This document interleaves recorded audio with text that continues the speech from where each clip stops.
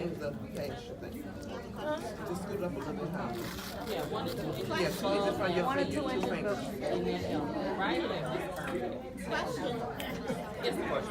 Yes, Sean. Is it more than one location you can take the blood pressure? on It your is, arm? and I was gonna mention that it's not as accurate, this is the most accurate location, but if your cuff does not fit, you can take it on the forearm, okay, on either side. You can't move it to the forearm. Okay. Yes, sir, this is power. As a double mastectomy patient, can you use these cuffs on your ankles? You can. And remember I said that there were situations where people cannot take it on their arms. I didn't want to get into it, because, but that is one. Women who have had mastectomies, or lymphectomies, stuff like that, you don't want to use their arms for blood pressure, but that's gonna be few and far between, but that's something that she would know. That's something that client would know, not to take their blood pressure in their arm. Or if they have dialysis. That too, as well. They And have a she's port. asking if that cuff will be okay for the ankle. Yes.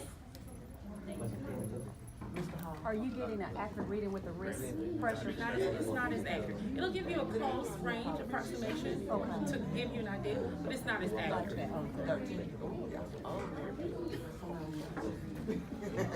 Look at it. Does it beat? There you go.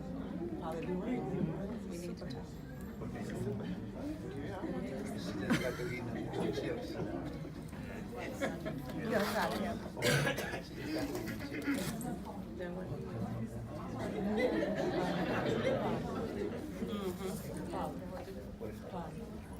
So after you did the reading, do you have the form, the chart to see where you fall? Latoya, do you have they been given the chart?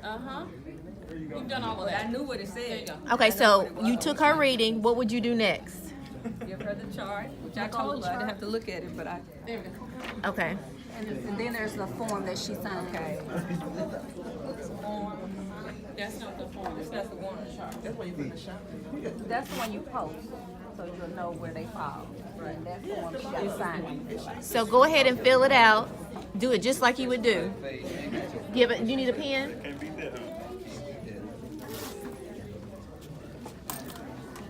I have a pen right here. She was 180 over 155. Okay. So what would you do if she was in your chair?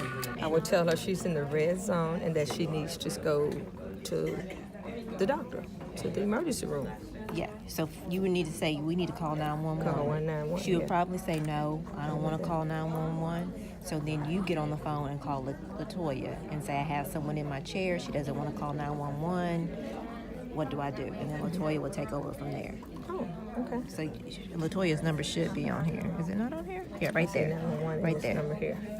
Because normally, when we're at your shop and we do that, we have them fill out a against medical advice, just so we can. Then you don't have to do this because you're not a medical professional. Right. But when we're in your clinic, the nurses and the Doctors should do we that, if tell they them you do need to that. call 911, and they say, "Well, I don't want to." We pull out that form and say.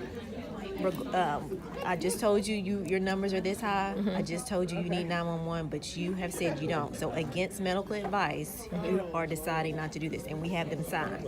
That way, we're not held responsible. Okay. Because what can happen is they So can would leave you the knowing clinic. that right now? So I'm gonna have Latoya talk to her. Okay. Because she's gonna do it again and see exactly what her She's feel numbers like are. because she just ate lunch and she had potato chips or whatever.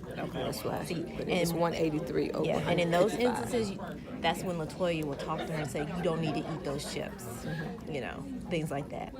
But just make sure every time you do it, if it's critical like that, it's very serious. You can have someone leave and have a heart attack. I'll just have a stroke out or something. Right.